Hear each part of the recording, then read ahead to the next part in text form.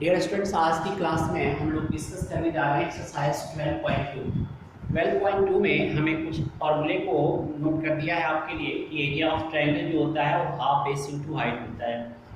Area of equilateral triangle root 3/4 into side square. Equilateral triangle में all sides equal होती है, जहाँ ए जो है साइड्स को रिप्रेजेंट कर रहा है और perimeter of an equilateral triangle 3 into side होती है। एरिया ऑफ रेक्टेंगल और एरिया ऑफ पैरेललोग्राम के लिए दोनों के लिए सेम फॉर्मूला है, base into height. Base parallelogram में क्या होता है, मतलब ये कोई भी साइड और उस साइड का perpendicular distance between parallel lines जो है वो हमारा हाइट बन जाता है।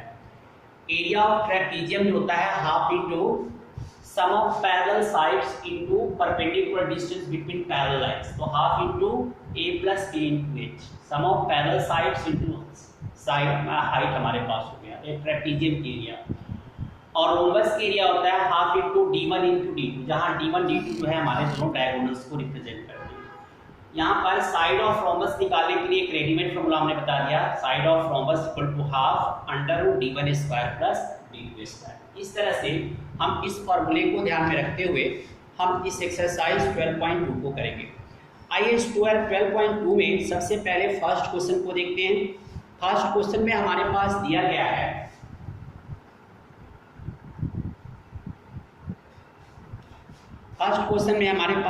है कि a park in the shape of a quadrilateral ABCD has angle C 90 degree, AB equal to 9 centimetre, BC equal to 12 centimetre. Suppose करें कि एंगल हम 90 का ये C बना देते हैं, इसको एंगल C 90 की दी गई है, ये B पॉइंट है, ये BC आपके पास 12 दिया गया है, CD आपके पास ये D मान लें, इसको CD 5 दी गई है। इसके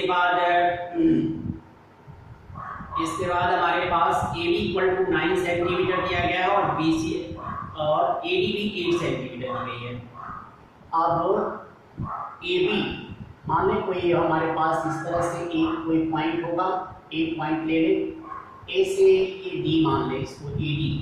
AB हमारे पास 9 सेंटीमीटर है और BC हमने नोट कर रखा है, AD की लेंथ हमारे पास 8 सेंटीमीटर दी गई है। अब इस क्वेश्चन में कि आपको कह रहा है कि इसकी एरिया, इस फिगर की एरिया क्या होगी।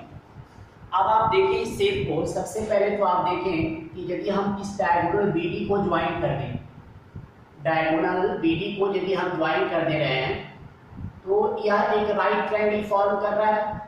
और राइट ट्रायंगल में हम जानते हैं कि ये परपेंडिकुलर है या बेस है, तो इस हाइपोटेनस को निकालेंगे। तो ये फर्स्ट क्वेश्चन है, in right triangle BCD, BD square मतलब ये हाइपोटेनस है BD equal to BC square plus CD square. ये 12 का स्क्वायर प्लस 5 का स्क्वायर, 12 इज 144, ये 25, ये 169। तो लेंथ ऑफ BD जो हो गई हमारे पास 169, ये इक्वल टू 13 हो गई, ये इक्वल टू 13 सेंटीमीटर मान लीजिए। अब यहाँ पर चाहें तो हम हेरोन फार्मूला अप्लाई कर ABD ट्रायंगल की एरिया निकालेंगे और BCD ट्रायंगल की एरिया ट्रायंगल BCD, यह एक राइट ट्रायंगल बन रही है, ये half into base into height, base into height, half into base into height. तो हाफ इंटू बेस 12 हो गए और हाइट 5 हो गया, 2 से 12 को कट कर दिया 6 टाइम्स, ये 30 सेंटीमीटर स्क्वायर हो गया। और इस तरह इन ट्रायंगल ABD एक ट्रायंगल बन रही है। यहाँ पर क्या करें, use Heron formula, Heron's formula जो हम लोग पिछले एक्सरसाइज में किए थे।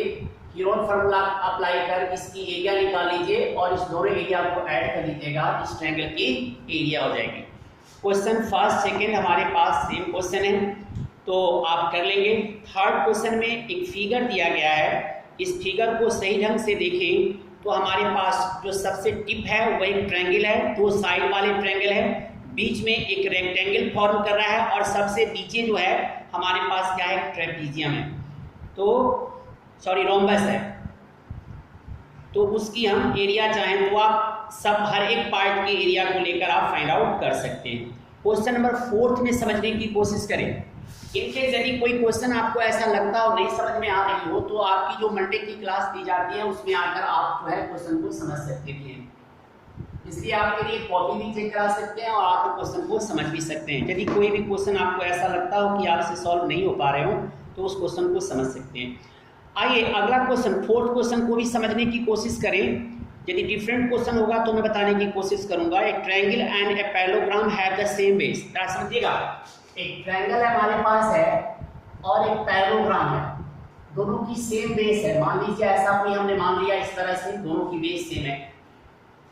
ट्रायंगल की साइड हमारे पास दी गई है, ट्रायंगल की साइड हमारे पास 26, 28, 30, 26, 28 और 30 ट्रायंगल की साइड है, और 28 जो है वो हमारे पास बेस ऑफ द पैरेललोग्राम है। तो हमें क्या करनी है, height of the parallelogram find out करना है। आप देखें इसमें हिंट से मैं समझाऊं। एबीसी सपोज कीजिए एक ट्रायंगल फॉर्म कर रहा है, तो एरिया ऑफ ट्रायंगल एबीसी के लिए क्या करें, आप सबसे पहले यूज करें हेरोन फार्मूला। आता है आपको हेरोन्स फार्मूला, आप यूज कर रहे हैं। हेरोन्स फार्मूला अप्लाई करके एरिया ऑफ ट्रायंगल निकालेंगे। अब यहाँ से हम क्वेश्चन में दिया गया है कि हमारे पास if the side triangle and parallelogram have the same base and the same area. अच्छा, और साथ साथ ये भी दिया गया दोनों की एरिया भी हमारे पास सेम है। तो इस केस में एरिया ऑफ पैरेललोग्राम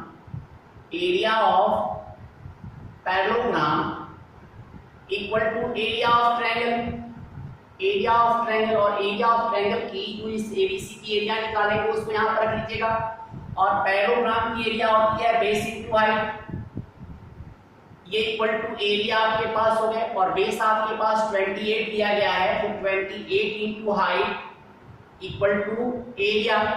तो हाइट की वैल्यू आपके पास हो गई, जो एरिया की वैल्यू आएगी उसके अपॉन में 28 कर लीजिएगा, उतना सेंटीमीटर हमारे पास। ये क्वेश्चन नंबर 4 था। इस 4th क्वेश्चन की एरिया आप चाहें तो इस तरह से निकाल सकते हैं। नेक्स्ट देखिए, समझने की कोशिश करते हैं। क्वेश्चन नंबर 5 में a rhombus shape field has green grass for 18 cows to graze. Okay, if each side of the rhombus is 30 meter, each side of rhombus is 30 meter and its longest diagonal is 48. Question है, how much area of grass field will each cow be grazing. अब सबसे पहले आपको क्या करना है कि shape जो है वह रोम्बस क्या होता है, एफाइट शेप में होता है। तो सबसे पहले तो उस रोम्बस की एरिया आपको निकालनी पड़ेगी, और उस रोम्बस के लिए आपको क्या दिया गया है, साइड दिया गया है। क्वेश्चन नंबर आपके पास देखिए, क्वेश्चन नंबर 5 है। क्वेश्चन नंबर 5 में रोम्बस की साइड दी गई है। साइड आपके पास क्या है दिया गया, each side rhombus is 30 metre. ये 30 मीटर की साइड है। एक डायगोनल की लेंथ आपके पास दी गई है, लॉन्गेस्ट डायगोनल इज 48 मीटर। मान लीजिए ये 48 मीटर हमारे पास है। दूसरी डायगोनल पता नहीं, तो आप फार्मूला तो पहले जानते हैं ना, side equal to 1/2 under root d1 square plus d2 square. Side की जगह 30 लिख दें, हाफ अंडर रूट 48 का स्क्वायर प्लस d2 का स्क्वायर।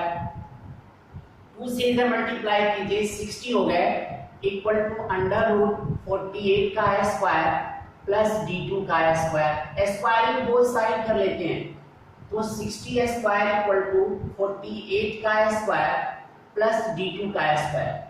और इस तरह से d2 स्क्वायर की वैल्यू हो गई 60 स्क्वायर माइनस 48 स्क्वायर। या तो सिंपल वे में आप इसको माइनस कर दें, नहीं तो हम a square minus b square का फॉर्मूला अप्लाई करके आप सिंपल भी कर सकते हैं, ये आपके ऊपर डिपेंड करता है। तो यदि a plus b a minus b हम ऐसे अप्लाई कर लें, तो 60 प्लस 48 कितना हो गया, 128, और इनटू में 12, और ये इक्वल टू आपके पास d2 स्क्वायर हो गया।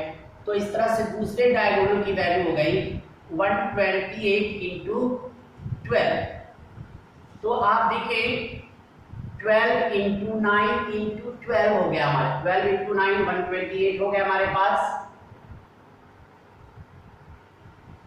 128 होगा, गलत कर रहा हूं, और 60 प्लस 48 हमारे पास 108 होता है, और 60 से 48 माइनस कर ले तो 12 होगा, हाँ 108 सही है, 108, और 12 9 जा 108 होता है, इंटू 12 कर दिया, और ये सॉल्व कर ले तो 12 इंटू 3 36 मीटर, दूसरे डायगोनल की लेंथ 36 मीटर हो गई। आप चाहते हैं तो सिंपल वे में स्क्वायर करके माइनस करके भी आप निकाल सकते हैं, ये आपके ऊपर डिपेंड करता है, सिंपलीफाई आप खुद अपने ढंग से कर सकते हैं। अब दूसरी डायगोनल ली गई हमारे पास, पहली डायगोनल पता है तो आप जानते हैं एरिया का क्या फॉर्मूला होता है, area of rhombus equal to half d1 into d2, तो 1/2 इंटू 48 और दूसरा 36 है, 2 से इस 48 को कट कर दिया 24, तो 24 इंटू 36 मीटर स्क्वायर, इतनी हमारे पास हो गई उस किस शेप वाले फील्ड है, इस हमारे पास रोम्बस शेप जो फील्ड है इसकी एरिया हो गई। अब इस पूरे फील्ड में 18 काउ कैन ग्रेज, तो हर एक काउ के लिए कितना हो गया, each cow can graze 24 into 36 by, total हमारे पास 18 काउस थे ना, तो 18 से डिवाइड कर दीजिए, 18 2 जा, that is called 48 metre square की एरिया जो है हर एक काउ को ग्रेज करने के लिए मिलेगी। तो इस तरह से इस क्वेश्चन में जो फॉर्मूले हैं, फॉर्मूले के ग्राउंड पर क्वेश्चन को सॉल्व करने की कोशिश करें। इनकेस यदि कोई प्रॉब्लम होती हो तो आप हमसे कांटेक्ट कर सकते हैं। Thank you.